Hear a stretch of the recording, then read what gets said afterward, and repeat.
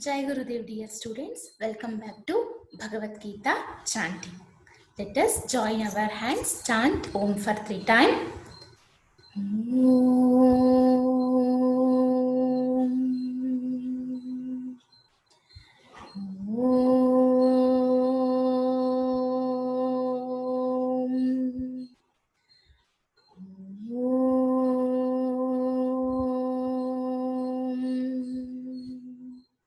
Sit comfortably. Shall we start? Shrimad Bhagavad Gita Dvitiyodhyayaha Sankhya Yogaha Shloka number 55. Observe my pronunciation. After that, you have to repeat. Shri Bhagavanu Vacha. Repeat, children. Prajahati yada kaman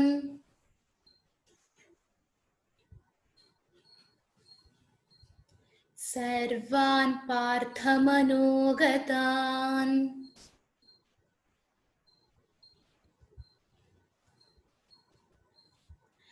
Prajahati yada kaman Sarvan Parthamanogatan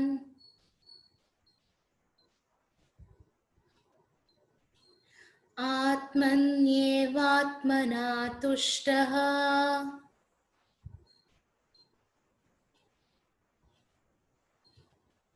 Sthita prajnastadocyate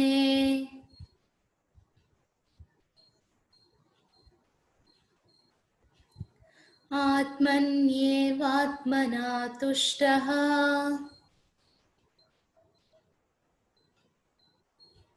Sthita prajnastadocyate. Very nice. We will repeat one more time. Shloka number 55. Shri Bhagavanu Vacha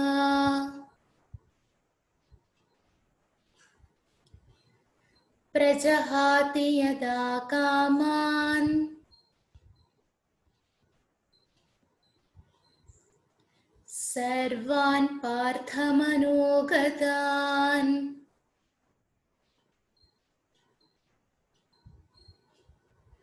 Atmanyevatmana tushtaha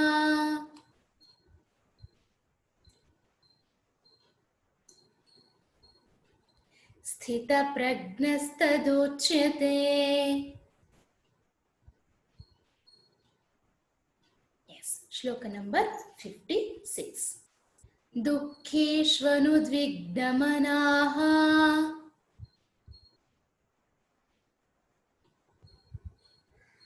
Sukheshu vigataspruhaha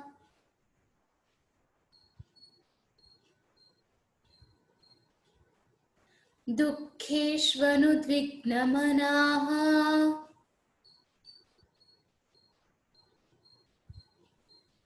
Sukheshu vigataspruhaha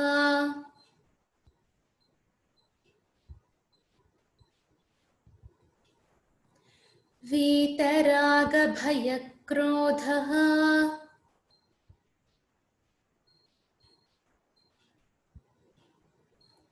Sthitadirmuniruchyate.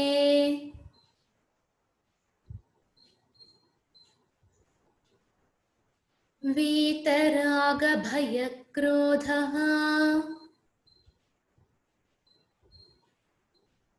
Sthitadirmuniruchyate.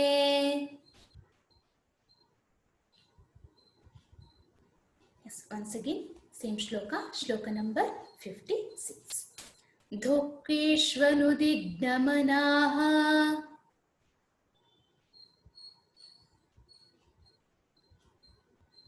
Sukheshu vigataspruhaha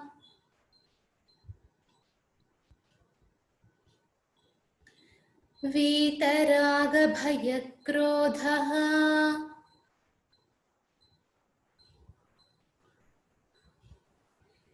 स्थितधीर्मुनिरुच्यते. Yes, next shloka number 57.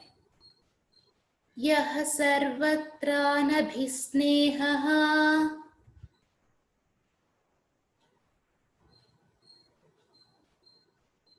तत्तत् प्राप्य शुभाशुभम्.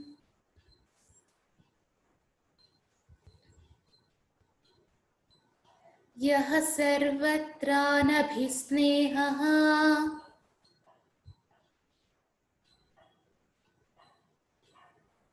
तत्तत् प्राप्य शुभाशुभम्.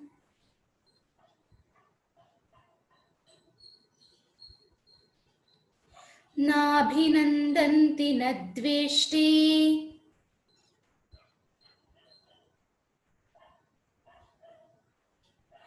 तस्य प्रज्ञा प्रतिष्ठिता.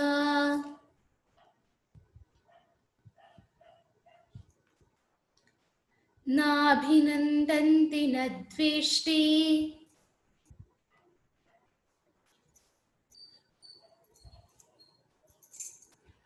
तस्य प्रज्ञा प्रतिष्ठिता.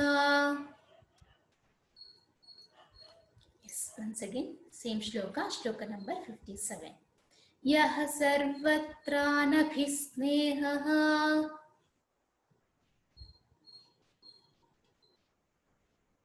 तत्तत् प्राप्य शुभाशुभम्.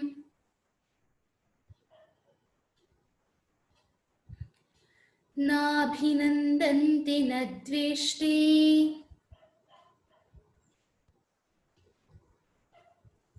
तस्य प्रज्ञा प्रतिष्ठिता. Yes, shloka number 58.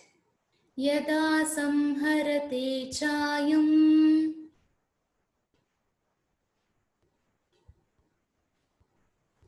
कूर्मोऽङ्गानिव सर्वशः.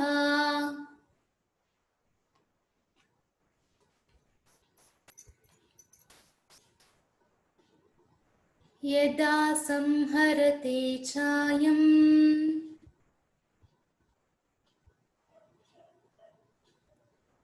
कूर्मोऽङ्गानिव सर्वशः.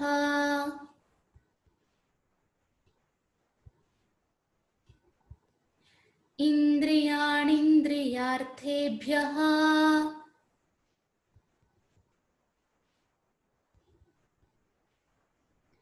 तस्य प्रज्ञा प्रतिष्ठिता.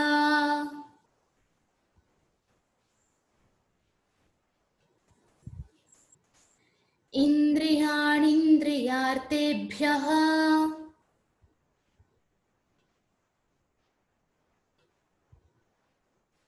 तस्य प्रज्ञा प्रतिष्ठिता.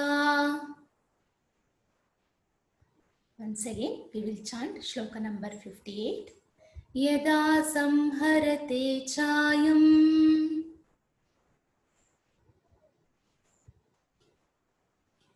कूर्मोऽङ्गानिव सर्वशः.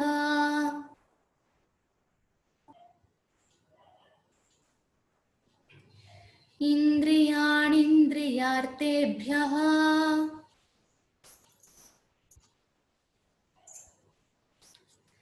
तस्य प्रज्ञा प्रतिष्ठिता.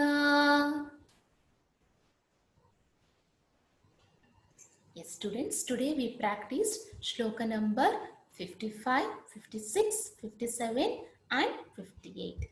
Keep on practice. See you in next session. Jai Gurudev.